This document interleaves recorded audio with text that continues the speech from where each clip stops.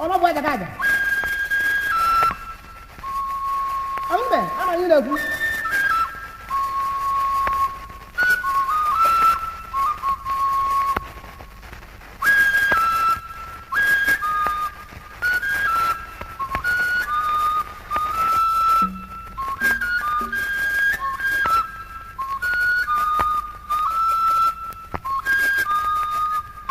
Igbo ndị ọma ndewono. Abụ nwanne unu nwoke Ime Asonye. Anyị abịala na abalị nke atọ nke nkụzi anyị na-eme nke gbasara nkwanye ùgwù a na-akwanyere ụmụ nwanyị nke bidoro na ụbọchị emere ncheta ụmụ nwanyị n'ụwa niile, the International Women's Day of 2026 that happened on the 8th of March, that led us to this series.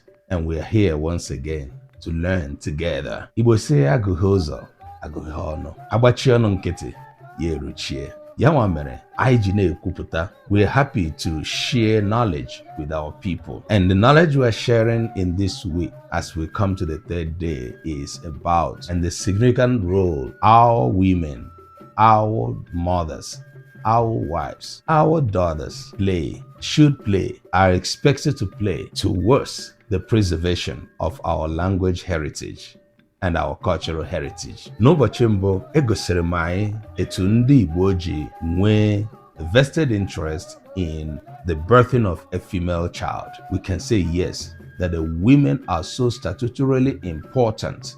Their presence, their role, their significance, very remarkable in the preservation of our linguistic and cultural heritage. In all my discussion, I am referring to how it is in Igbo land.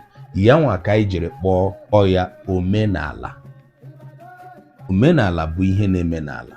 Omenala bụ ihe site n'aka ndị ichie wee gafee n'aka ndị nọ n'ụwa taa, site n'aka ndị lara na mmụọ wee gafee n'aka ndị ka nọ ndụ. Otu a ka a tụrụ anya na ọ ga-adịgide. Humans are known for keeping traditions. In every culture and society, in every existence or habitual existence of human beings, cultures are being kept, traditions are being kept, and these are being stratified as far as Igbo society is concerned. Taa anyị ga-aga n'ihu ịhụ ụfọdụ ihe ụmụ nwanyị na-emegasa, ihe ndị ọzọ nke a na-arụtụbe aka ụmụ nwanyị na-emegasa. We're also going to go stressing more on some of the ones we have talked on or touched upon since the past 2 days. Ụnyaahụ anyị lere anya gbasara nri, ka esi esi nri, the knowledge surrounding food and food ingredients, and how powerful this is in sustaining the family, and then by extension sustaining the society. It is unfortunate that in our world today, some of the narratives that flow very much, that we hear very much more, is about how women are looked upon as the weaker vessels, how women are the soft ones, how they are not regarded by our cultures or that. But if you look at what was there, what is the statutory cultural recognition of the role of women and their significance in our society, you find out that some of those narratives are not factual. They were doctored. They were doctored to make us believe that this was one of those bad, evil, unacceptable cultural practices that we have. Unu mara na ndị ọcha bịara ọrụ ha, otu ihe ha chọrọ imewu igosi anyị na ihe niile anyị na-eme n'omenala anyị dịka anyị sitere na ihe niile bụ nke na-adịghị mma. Ọtụtụ n'ime anyị n'ụbọchị taa ka nọ na-ele ihe niile anyị na-eme dịka omenala Igbo n'anya nke ndị ọcha, site n'anya ndị ọcha wee na-enyo nke a na-eme kedu ka o si dere, women were not supposed to do this because it is either evil, it is fetish, and all of that. Some of us have really bought this narrative that we do not even know the history anymore.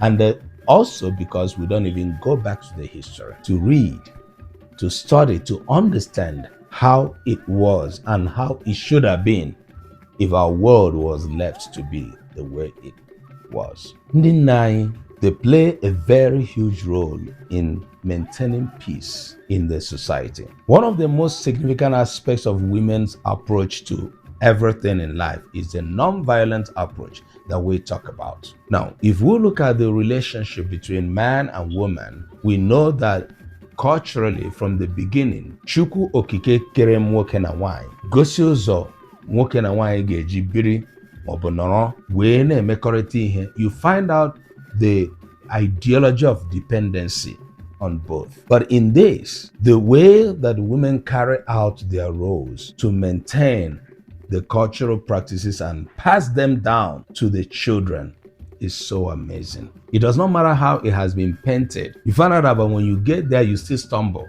Take for instance, mgbe anyị na-eto, chi na-eji ọnwa na-agba, anyị rie nri oge abalị, anyị rie nri anyasị. One of the things that our mothers would do, my mother would do, akpọkọta ụmụazị wee fere ha ofe, kọrọ ha akụkọ ifo. Today, lots of researchers have exposited how folk tales and folk songs help in modeling the characters of young people as they are growing up. Of course, I grew up in the village, like I have shared with us. And I also grew up with my mother and my father present in my life, even though my father was living in the city. Now, let's assume that my father was around with me in the village. I did not know if there was any time that I would have experienced him sitting us together and telling us the folk tales. Maybe it would have happened, maybe once or twice, I don't know. But the fact that he was not around, he visited once in a month, it never happened. And with this, I want to ask from those that are going to be watching this video, if your own experience of growing up was about your father telling you people folk tales, please share on the comment section. But then let me go back to that concept. Nne m bụ ya na akọrọ anyị akụkọ ifo. Ọtụtụ akụkọ ifo ndị anyị nụrụ, which we also shared amongst ourselves as we grew up. Mgbe ọbụla anyị na-ezukọta ịkọ akụkọ ifo maọbụ ige akụkọ ifo, it was always a moment of joy. Ọ bụ ihe na-akpali mmụọ ụmụazị ịnọkọta ọnụ, imekọta ihe. Anyị kọọ akụkọ ifo, anyị egwu egwuregwu tie ncham, gwuo egwuregwu ndị ya na ya so. Karịchasịa mgbe ọnwa na-agba, bụ ndị nne na-eme nke a. What are they doing? You know that each folktale that is being told has a lesson that is in it. Anyị na-amụta ihe site na ihe mbe na ụmụnne ya mere. The animal kingdom. Each of these helped in forming and shaping our worldview, the way we saw and the way we still see our world today. Our mothers contributed immensely to this, greatly to this. We cannot overemphasize this role. So when we say Happy International Women's Day, it is not out of the blues. It is not a vanity expression from our cultural perspective, because the fact, to my point and my position is, yes, our women, those who have really played and are still playing a role in sustaining and preserving our cultural heritages, they deserve to be celebrated much more than anything.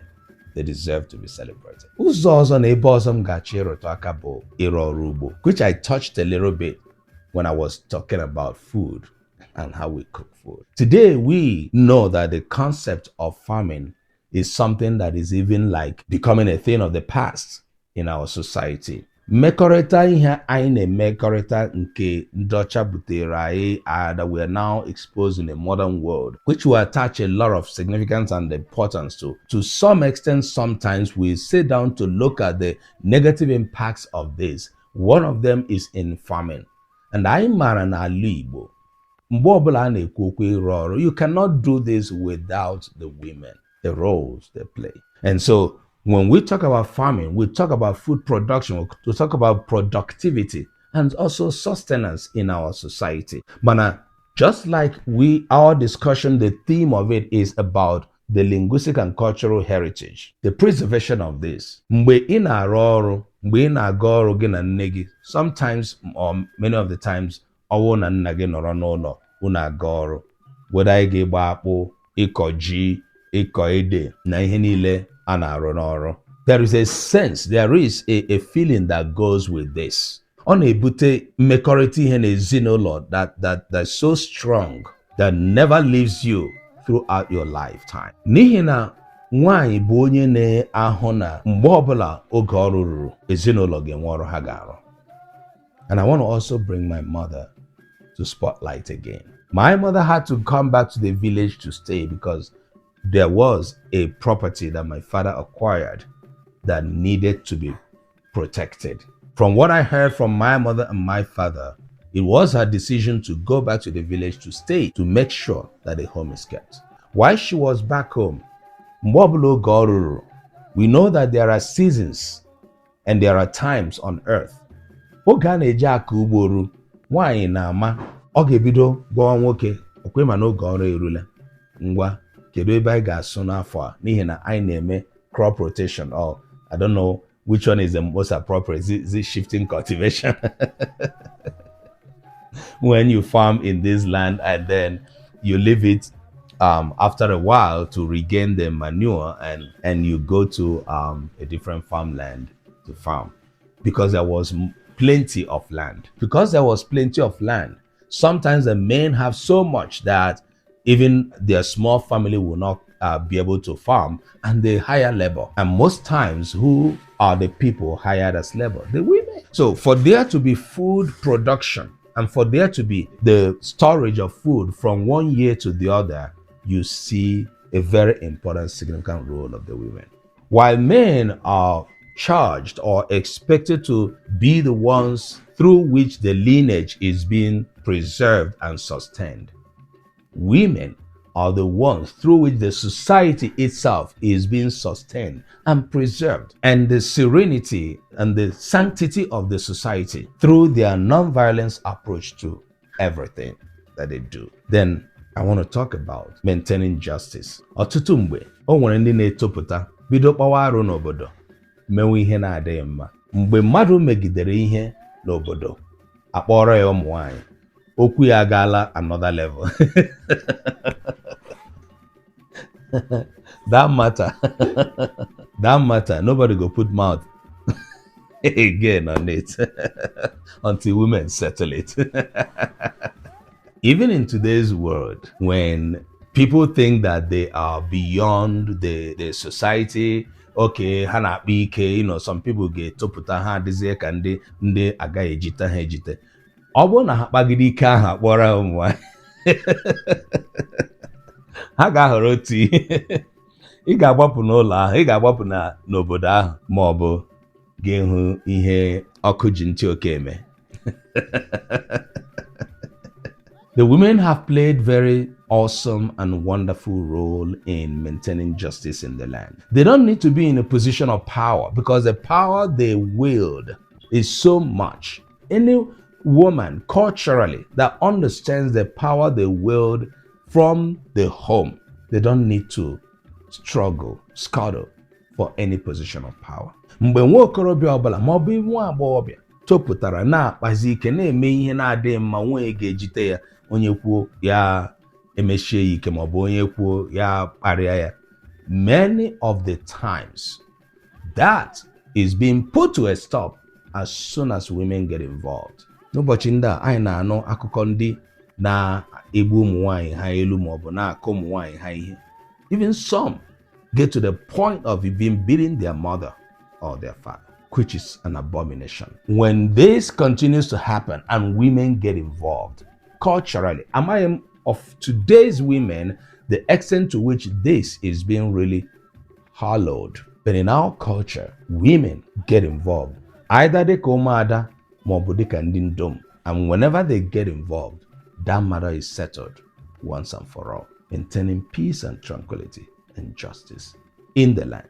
So as we use this episode to celebrate women in the International Women's Day, which we are extending to International Women Week, it is important for us to go back to the knowledge that existed in our culture, the role women have played in making our world to continue to be a place we could still be proud of living in sustaining our cultural significance and in promoting our language. So in Omenka app, as we continue to work for the preservation and promotion of Igbo language, we hail women.